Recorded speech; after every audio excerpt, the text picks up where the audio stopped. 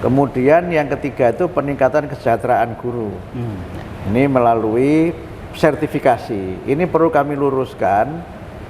Banyak yang berpendapat kami yang punya otoritas untuk menetapkan gaji guru. Guru itu penetapan gajinya itu bukan oleh kami. Tugas kami adalah pembinaan guru. Kalau dia guru non ASN atau yang disebut dengan guru honor, ya penentunya adalah satuan pendidikan di mana guru itu mengajar, di mana guru itu bekerja, bukan kami. Nah, termasuk juga tunjangan itu juga penentunya adalah kementerian lain, dalam hal ini adalah Kementerian Keuangan. Nah, karena itu maka kami berusaha meningkatkan kesejahteraan guru itu. Guru-guru yang ASN itu mendapatkan tunjangan sebesar gaji pokok. Yang non ASN itu tunjangannya dinaikkan dari 1,5 juta menjadi 2 juta. Yang diangkat baru itu langsung tunjangannya 2 juta per bulan. Nah, 7 kebiasaan itu adalah bangun pagi. Bangun pagi. Mulainya dari bangun pagi. Yang kedua itu beribadah. Beribadah, ya. Yang ketiga berolahraga. Berolahraga, ya. Yang keempat itu makan sehat bergizi. Ya, ya. Yang kelima gemar belajar. Yang keenam bermasyarakat. Yang ketujuh tidur cepat. Ya. Kita tuh ada masalah, Mas, namanya schooling without learning. Anak-anak itu sekolah tapi nggak belajar. Dia membaca tapi tidak paham apa yang dia baca. Guru menentukan, karena itu saya sering menyebut, Mas, guru itu tidak sekedar menjadi agent of learning, tapi agent of civilization. Tidak menjadi sekedar agen pembelajaran, tapi agen peradaban. Karena pendidikan itu sesungguhnya hakikatnya di situ. Betul. Undang-Undang Sidiknas itu menyebut pendidikan itu adalah membangun karakter dan peradaban bangsa. Dan itu yang kami tekankan, sehingga program kami yang berikutnya adalah program kebekaan. Jadi penguatan kebekaan ini semua guru itu harus melaksanakan tugas BK walaupun bukan guru BK.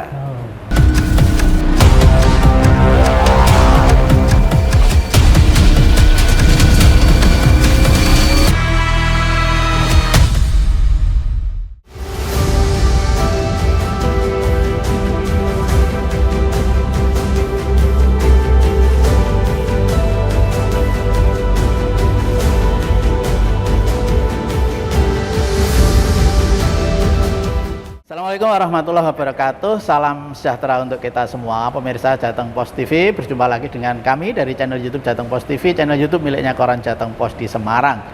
Pemirsa, kesempatan ini menjadi kesempatan sangat istimewa buat kami Jateng Pos TV bisa silaturahim dengan Menteri Kebanggaan kita. Assalamualaikum Pak Menteri. Waalaikumsalam warahmatullahi wabarakatuh. Kami doakan Pak Menteri selalu sehat. Amin.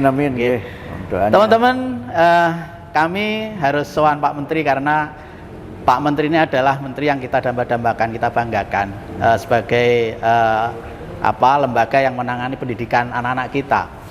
Kita ingin belajar atau ingin bertanya banyak hal tentang program kementerian kepada Pak Menteri kita, yaitu Bapak Profesor Dr. Bapak Abdul Mukti MED. Ya.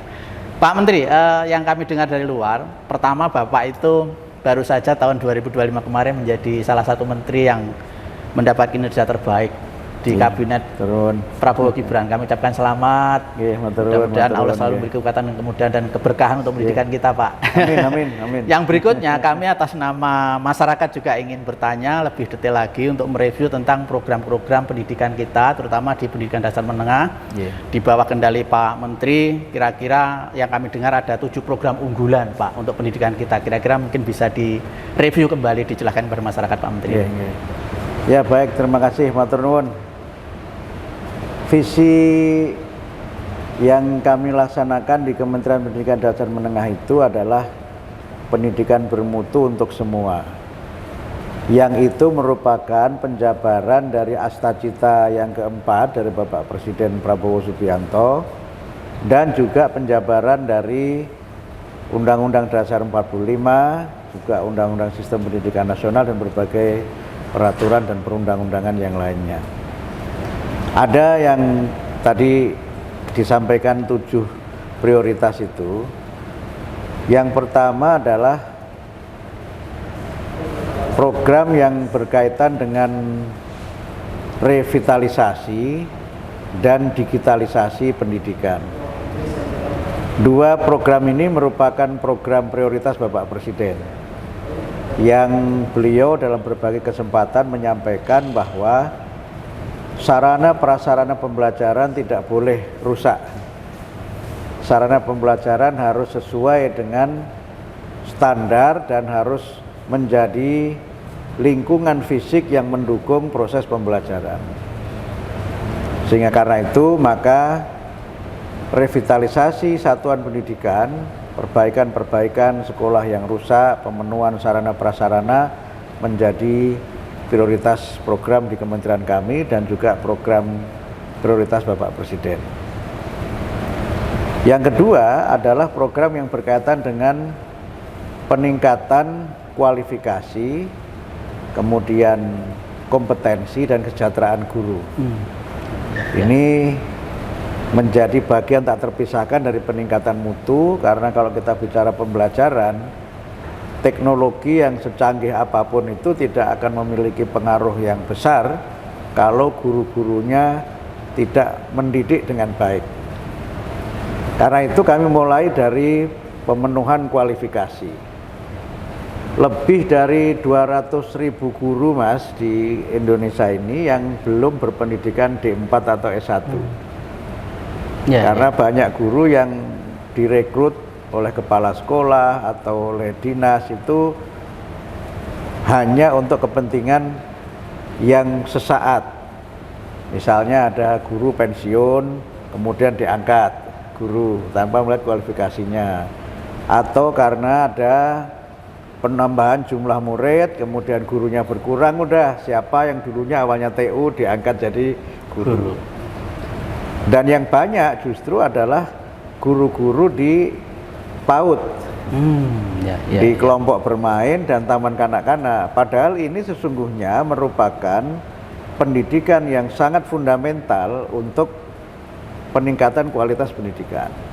Nah, karena itu kita juga berusaha untuk mulai 2025 itu memberikan program kualifikasi guru untuk menempuh studi S1 bagi yang belum D4 atau S1.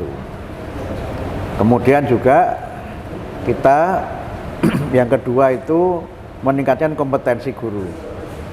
Ini kita berikan pelatihan-pelatihan baik yang bersifat akademik maupun pedagogik. Akademik itu berkaitan dengan content knowledge ya, penguasaan mereka terhadap mata pelajaran yang menjadi bidang utamanya, atau mungkin mata pelajaran lain yang memang diampu oleh Bapak dan Ibu guru itu. Nah, yang kedua itu pedagogiknya. Penguasaan materinya oke, tapi kalau pedagogiknya tidak juga akhirnya menjadi tidak mendukung kualitas, sehingga guru kita berikan pelatihan-pelatihan. Kemudian yang ketiga itu peningkatan kesejahteraan guru. Ini melalui sertifikasi. Ini perlu kami luruskan. Banyak yang berpendapat kami yang punya otoritas untuk menetapkan gaji guru. Guru itu penetapan gajinya itu bukan oleh kami, tugas kami adalah pembinaan guru. Kalau dia guru non ASN atau yang disebut dengan guru honor, ya penentunya adalah satuan pendidikan di mana guru itu mengajar, di mana guru itu bekerja, bukan kami. Nah, termasuk juga tunjangan itu juga penentunya adalah kementerian lain, dalam hal ini adalah Kementerian Keuangan. Nah, karena itu maka kami berusaha meningkatkan kesejahteraan guru itu. Guru-guru yang ASN itu mendapatkan tunjangan sebesar gaji pokok. Yang non ASN itu tunjangannya dinaikkan dari 1,5 juta menjadi 2 juta. Yang diangkat baru itu langsung tunjangannya 2 juta per bulan. Tapi tentu saja take home-nya berbeda-beda satu dengan yang lain, tergantung dari, kalau dia ASN tentu tergantung dari golongan, masa kerja dan sebagainya. Kalau dia non ASN tergantung dari di mana mereka ini bekerja. Tapi kami berusaha untuk bagaimana agar kesejahteraan ini terus meningkat. Nah, yang berikutnya itu adalah program-program yang berkaitan dengan penguatan pendidikan karakter. Ya. Nah, pendidikan karakter itu ada 3 yang kami lakukan. Yang pertama adalah 7 kebiasaan Indonesia hebat. Anak Indonesia hebat. 7 Nah, kebiasaan 7 kebiasaan hebat, Indonesia ya. hebat itu adalah bagian dari penguatan pendidikan karakter. Kita ingin membangun habit, ya, kebiasaan-kebiasaan baik yang mendukung penguatan karakter dan juga peningkatan mutu pendidikan. Ya, kenapa kita menyebut itu hebat? Kami berharap agar kalau ini bisa dilaksanakan oleh anak-anak kita secara rutin, mereka akan bisa mencapai prestasi dan punya kepribadian yang unggul. Nah, 7 kebiasaan itu adalah bangun pagi. Bangun pagi. Mulainya dari bangun pagi. Yang kedua itu beribadah. Beribadah, ya. Yang ketiga berolahraga. Berolahraga, ya. Yang keempat itu makan sehat bergizi. Ya, ya. Yang kelima gemar belajar. Yang keenam bermasyarakat. Yang ketujuh tidur cepat. Tidur lebih cepat. Itu lebih cepat. Jadi poin-poin karakternya yang dibangun dari situ ya. Dari situ. Karena kita melihat sekarang anak-anak kita ini punya kebiasaan-kebiasaan yang tidak sehat. Terutama pertama karena pengaruh gawai, ya. Yang kedua karena pengaruh pergaulan.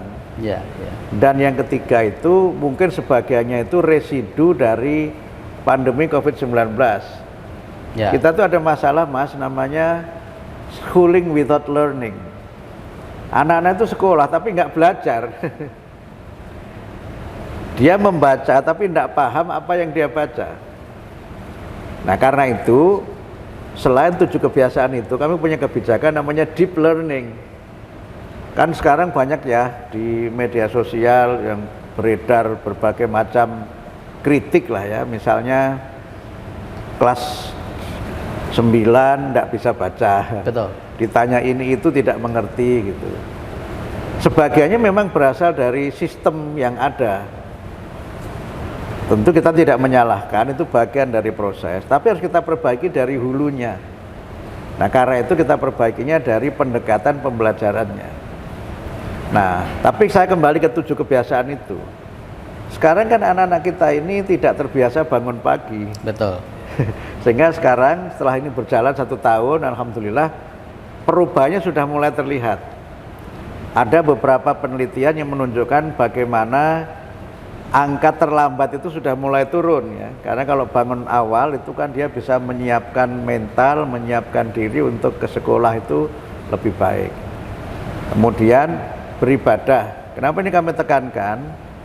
Ada berbagai masalah mental spiritual yang menurut saya tidak bisa kita anggap sebagai masalah yang sederhana.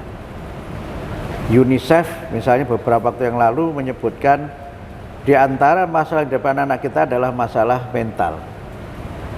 Gangguan jiwa dengan berbagai level di anak-anak sekolah itu cenderung terus meningkat. Mohon maaf, angka bunuh diri di kalangan anak-anak sekolah ini juga meningkat. Yang kemarin sangat heboh yang di NTT. Mental health ya. Mental health itu. Dan itu tidak hanya saya ketika ada peristiwa itu, saya terus terang saja semakin khawatir karena angka-angkanya walaupun tidak banyak tetapi cenderung terus meningkat. Nah, belum lagi yang stres ya dengan berbagai level, yang depresi dengan berbagai level. Faktornya banyak ya. Kesehatan mental. Sehingga kami ingin untuk memperkuat itu. Ada fenomena namanya generasi barcode, Mas. Itu yang dia suka menyakiti dirinya kalau ada masalah. Generasi barcode. Ya, yang dia bucin apa itu, ekspresinya itu. Nah, karena itu harus diperkuat ini. Sehingga kami kemudian menekankan pentingnya kebiasaan beribadah. Selain juga banyak penelitian, anak-anak kita ini, generasi Z itu, Mas, hanya sekitar 60% saja yang memiliki ketaatan beragama.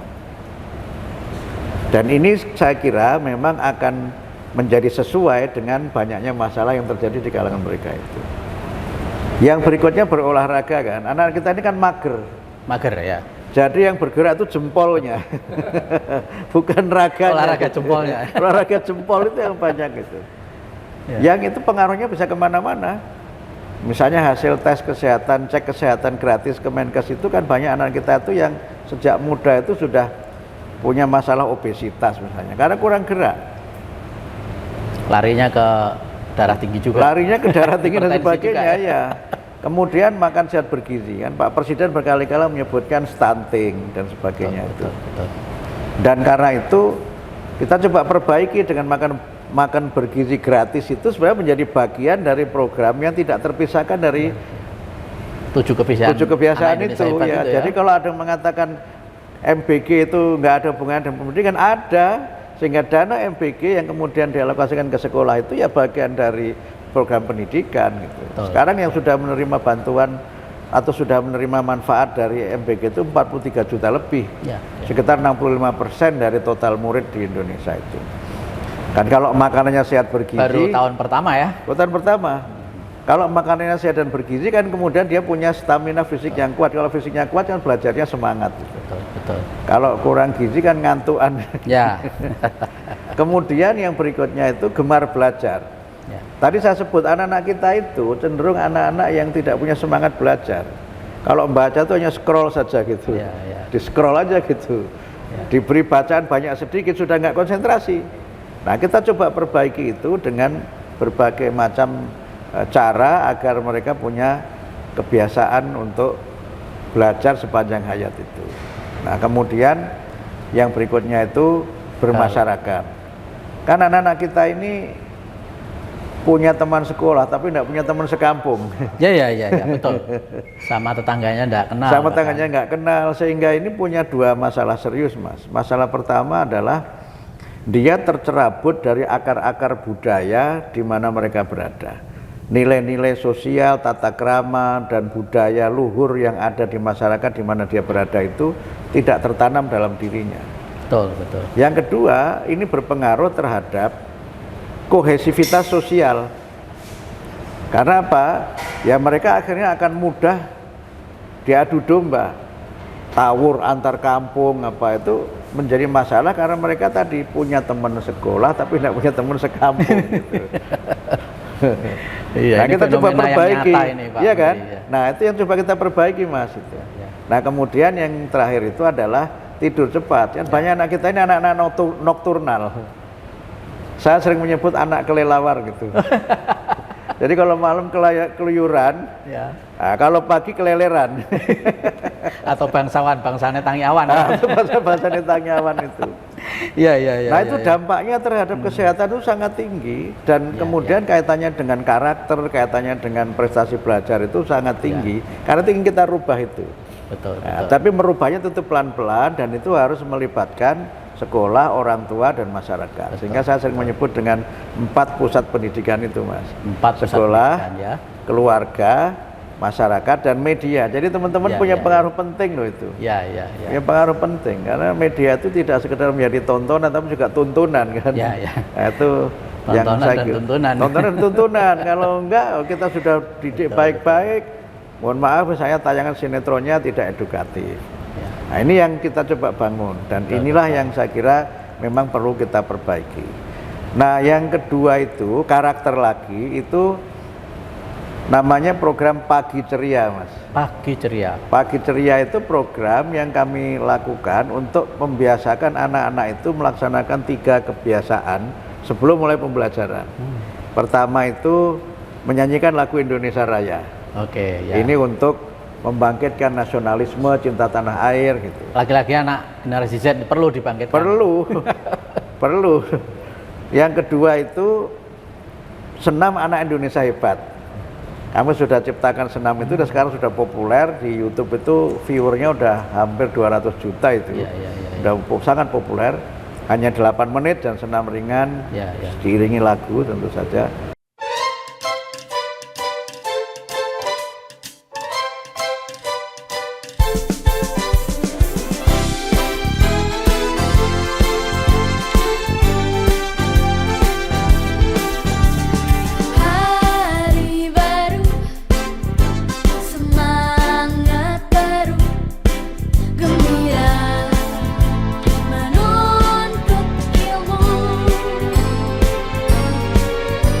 Yang ketiga itu berdoa.